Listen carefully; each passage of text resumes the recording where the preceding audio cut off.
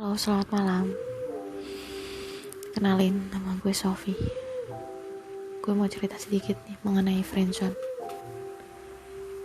Kalian pernah gak sih ngerasain atau ngedengar kata friendzone? Ya, gue harap kalian gak pernah yang ngerasain apa itu rasanya friendzone. Karena jujur, rasanya tuh kayak gue terjebak di satu titik dimana gue bisa mencintai seseorang, tapi di sisi yang lain gue harus bisa nahan perasaan gue. Ya, mungkin ini lebih ke arah perasaan berlebih pada seseorang yang bisa gue bilang dia sahabat, temen, dan juga partner gue,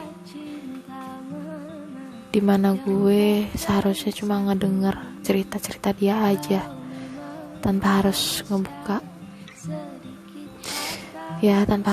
hati gue, tanpa harus ngebuka perasaan gue, tanpa harus ngelibatin perasaan yang bisa dibilang itu cinta. Gue jadi ngerasa, perasaan apa sih ini? Gue terjebak sama perasaan yang gak semestinya gue rasain. Posisi gue yang serba salahin itu kayak gimana ya?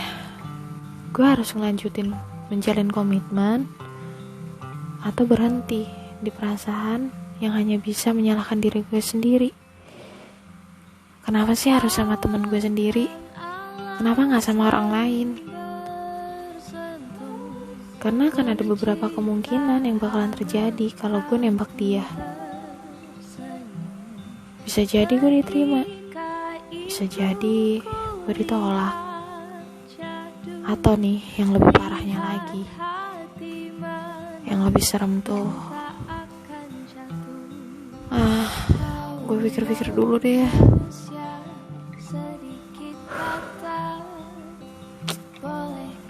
Seandainya gue bisa milih orang yang gue suka itu di luar dari lingkungan pertemanan gue, mungkin gak akan seribet ini jadinya.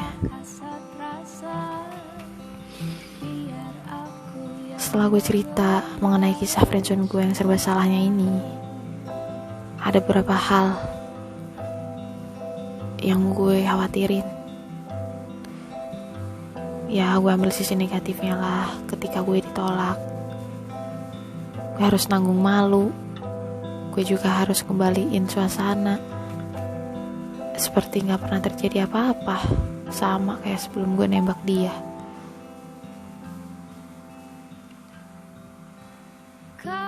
Ya, parahnya gue harus bisa ngembaliin posisi di awal gue kenalan sama dia, lalu mutusin untuk menjadi teman baik dia kayak dulu lagi. Ini tuh menurut gue kayak fase dimana rasanya gue pengen memutar lagi waktu yang udah lama banget berjalan, atau gue pengen lari sekenceng-kencengnya dan sejauh-jauhnya buat ngehindarin kenyataan yang udah tanggung terjadi. Tapi di sisi positifnya bakalan sangat beda kalau yang terjadi setelah gue nembak dia gue diterima. Kayak gue ngerasain gak ada gitu perjuangan yang sia-sia. Tau gak sih, gue kayak berpikir, kenapa ya gak dari dulu aja gitu gue nembak dia. Lucu emang. Tapi ya kayak gini adanya. Ketika friendzone itu terjadi dan gue rasain, untuk memutuskan maju itu salah, mundur apalagi rasanya semakin salah. Ya, karena hal yang terjadi yang tadi gue ceritain. Semoga teman-teman yang ngedengerin ini gak ngerasain dan jangan sampai terjebak pada satu pertemanan yang terlanjur nyaman.